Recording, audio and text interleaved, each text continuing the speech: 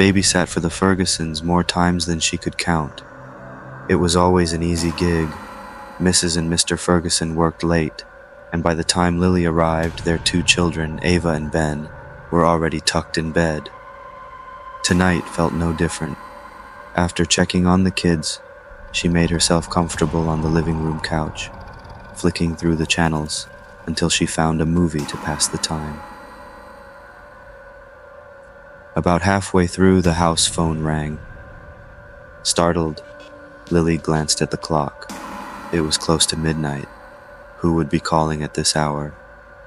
She hesitated before picking up. Hello? There was a pause, followed by a raspy whisper. Have you checked the children? Lily felt her stomach twist. She had just checked on Ava and Ben an hour ago, both sound asleep. She figured it was a prank, but the voice unsettled her. She hung up, telling herself not to overthink it. 5 minutes later, the phone rang again. Her heart raced as she answered.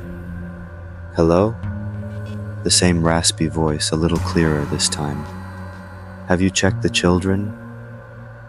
Fear crept up her spine. She looked towards the staircase leading to the children's rooms, the hallway bathed in darkness. Trying to stay calm, Lily quickly dialed Mrs. Ferguson's cell. No answer. She tried Mr. Ferguson's number. Nothing. The house had grown eerily silent. Deciding to check the kids once more, Lily grabbed a small flashlight from the kitchen drawer and made her way upstairs. Each creak of the wooden steps made her pulse quicken. She approached Ava's room first, quietly turning the knob. The little girl was fast asleep, her chest rising and falling with each soft breath. Lily closed the door and moved to Ben's room. He too was sound asleep, clutching his stuffed rabbit. Relief washed over her as she stepped back into the hallway, but something wasn't right. A cold draft brushed her skin.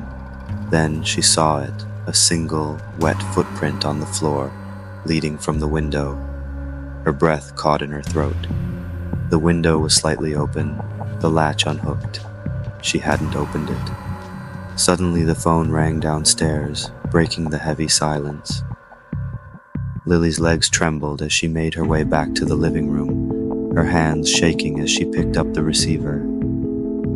Hello? She managed to whisper, her voice barely audible. The voice was no longer distant or raspy. It was clear and cold, and it wasn't coming from the phone. I'm already with the children.